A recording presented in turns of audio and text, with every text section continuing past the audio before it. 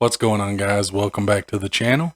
And before we get into today's video, I just want to say if you're a fan of those Legends of the Game, I would definitely recommend subscribing to the channel because that's all I focus on. Also, guys, if this is content that you enjoy, I would greatly appreciate it if you'd posterize that like button. That would help me out a great deal with the YouTube algorithm. And with that being said, let's get right into today's video. So, guys, today we're actually doing a request, and I have to say that this is one of those requests that I'm really glad that I got.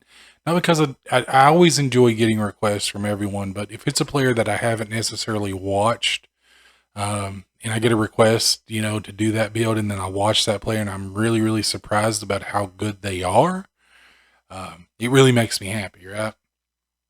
Because while I'm sure that I've seen Galis play, um, or Galis, I'm sure that I've seen him play at some point because I watched a lot of the European players of that era. Guys like Detlef Schrempf, of course Drazen Petric, Arvydas Sabonis, players like that. And he was really in that era, and so I'm sure that I'd seen him play at some point. But I have to say that I'm really amazed at how good this guy was when he was playing. And it's really scary to think about it. I mean, because he could have been a part of that Celtics team of the '80s with Larry Bird, because I think he came in the same draft class as Larry Bird. Um, and to think that they could have had him and Larry Bird with the Chief and DJ and Ainge and all of those guys, McHale, to just think that that could have been because I'm telling you guys, if you've never seen him play, go check out, just go check out some of his highlights. The guy is an amazing scorer. Okay. It's just, it's unreal. I mean, watching him, because at 6 foot, guys, he's a very short player. Even, in European ball, he was a, really, really short player. But the fact that he was able to go in and, score on guys like Arvydas Sabonis and things like that pretty much as often as he wanted, because the guy was just a scoring machine, which just blows me away that I hadn't heard of him, and I hadn't really taken notice of him before I got the request for this video. Because, guys, it was said, and I didn't tally up the points or anything to see, but it was said that he did score 50 on Jordan, and given this was a Jordan that was like maybe 20 at the time, somewhere around that age, but still was just a few years out from being that that superstar in the NBA that he became in the mid '80s. So it's still pretty crazy to think that, right? And it would have been really fun to see. I think that Celtics team, they could have got maybe another championship or two had this guy not been cut because of an ankle injury. It wasn't because he wasn't skilled enough. He got an ankle injury, and they were worried that the ankle injury was going to hamper his career, and of course, it didn't. So it would have just been really interesting to see how that played out, because we didn't really get to see his talent at the NBA level, but we saw him. You got to see him play a couple of really big name players that made it to the NBA, like Drazen and of course Sabonis, and this was when Sabonis was in his prime before the injuries and things. And this little 6 foot guy was just carrying his team to victory against these other players that we know made an impact in the NBA. So it would have been fun to see, no doubt about it. I would have loved to have seen it, but unfortunately, it was one of those things that it just didn't happen. So, guys, I mean, we're going to get right into this build. If you haven't watched him play, I would definitely recommend, going and checking it out.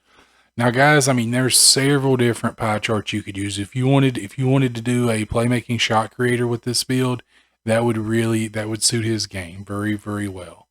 If you wanted to do the one that's mostly shooting with a little bit less playmaking, that would be good as well. If you wanted to do, maybe this one that's more playmaking and less shooting, you could do that.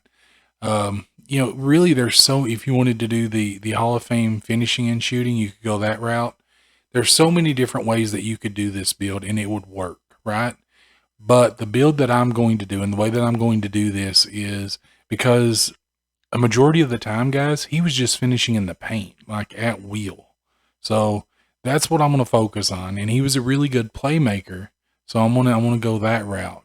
Um, yeah, this is just one of the ways that you could do this. But like I said, there's several other pie charts that you could use. Anything that includes, shooting and finishing, or playmaking and finishing, or playmaking and shooting, you could use either of those pie charts to do this build. But I feel like this, based on, the highlights and things that I watched of his game, I felt like this one is probably the best way to go because you get a little bit of everything. And of course, I'm kind of changing it up a little bit because, well, he was pretty strong for his size. So we want that strength because, of course, we're going to be finishing on the inside a lot with this build. But don't think that you're not going to have a pretty lethal, a lethal mid-range shot, because you are. So what we're going to do here, guys, is basically we're just taking this up to 53 for our driving dunk to get that 6th finishing badge. And of course, we're going to have a driving layup and our close shot maxed out. And then we're going to max out our mid-range, our 3-point shot, our free throw. And just to get those additional badges, we're going to go ahead and max out our post fade too. Because, he was a really, really good mid-range shot, guys. And once you get this build up, to 99, you're going to have a mid-range shot of 79. So you're going to be really, really good from the mid-range. And you're going to have a really, really solid 3-point shot at 71. So you're going to be able to knock that down. He did not really shoot the 3 a lot, but he was pretty good at shooting 3s. And I think when he played at Seton Hall in college, I think not only was he a really, really good scorer, but he shot an amazing 57%, which for a guard is just unreal. So he was a really, really good scorer, but he was also really, really efficient. So, so your pass accuracy, your ball handling, you're going to max those out. Then you're going to take your post control up to 53 just to get that 23rd playmaking badge. And then you're going to max out your perimeter defense, your lateral quickness, your steal, and then your offensive rebound, and then put the rest on your defensive rebound. So if you look at this, guys, you're going to have a really good badge layout also with 6 finishing, 12 shooting, 23 playmaking, and 7 defensive and rebounding badges. For the build type, guys, I would go solid. You could go built, but the thing is, once you do this, it gets massive once you do this, because you're going to be 6 foot even, 198. For the wingspan, guys, you could pull this in a little bit if you wanted to boost that shooting even more. But guys, in all honesty, I'm just going to leave it where it is because I want that inside shooting to be really, really good, because he was a really, really good finisher at the rim, and we want that in this build, right? Now for this, guys, you could do a couple different things. You could do slasher, of course, if you wanted to boost that finishing even more. But I feel like we would, the best way to do this build, would probably be go shot creator, because he had a way of creating his shot. He didn't necessarily create a ton of space, but somehow he managed to always get his shot off and knock it down pretty efficiently. So, and of course, you built a slashing playmaker, which is, pretty accurate. And I feel like, that's pretty close to the way that it is. So yeah, I mean, you know the badges that you like to go with, guys. So, you just choose your badges, because like I said, those badges, they're more or less just a suggestion. I will show you the other way to do this build too, the playmaking shot creator as well. If you want to go that route, because like I said, you certainly could. It's just, it depends on you and how you want to do this, right? Well, actually, you know what? We're not going to do a playmaking shot creator. We'll go the other route, because you're still going to get pretty good playmaking this way as well. Of course, we're going to go ahead and we're going to keep it the way that it is, the well-rounded. So we're going to go ahead and max out our close shot, and our driving layup. And then we're going to take our driving dunk up just to 55, just to get that fourth finishing badge. We're going to max out our mid-range, our 3-point, our free throw, and our post fade. We're going to max all that out to get our 22 shooting badges. Then we're going to max out our pass accuracy and our ball handling. And we're going to take this up just to 37 just to get that 13th playmaking badge. And then we're going to max out our perimeter defense, our lateral quickness, our steal, and then our offensive rebound, and then our defensive rebound. So if you look at this, you've got 4 finishing, 22 shooting, 13 playmaking, and 7 defensive and rebounding badges. Of course, you'll do the same. You'll go 6 foot even, and then you'll go ahead and put this up to 198. Now for this one, guys, I would go ahead and I would max this out just to improve that close shot a little bit, because you're still going to, if you look, you've still got a tremendous, mid-range and 3-point shot.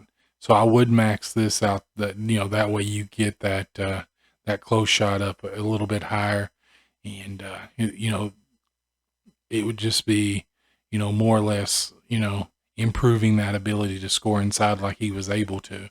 And with this one, of course, you've got several different options. I would just go with slasher take because it's so overpowered and it's going to help you with finishing.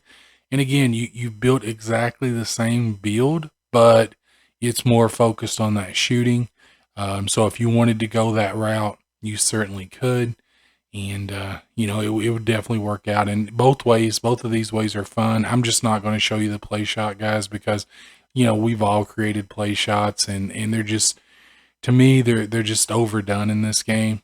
So I'm just not, I just wanted to show you these two. You know how to make a play shot. You know what badges you like. If you wanted to go that route, just choose the badges that work for you. Both of these ways you're creating a slashing playmaker.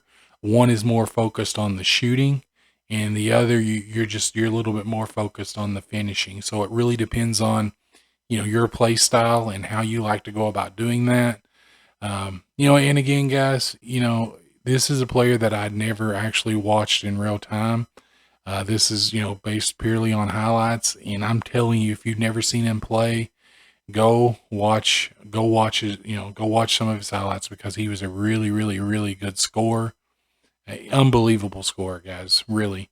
And I just want to thank you again for that request, because it gave me the opportunity to really sit down and watch a player that I really hadn't paid a lot of attention to before, and I got to see how good they were and how crafty they were at scoring, and he was really good. So again, guys, if you've never seen Galis, go check out his highlights. There's a lot of highlights out there. Just check them out. You won't be disappointed.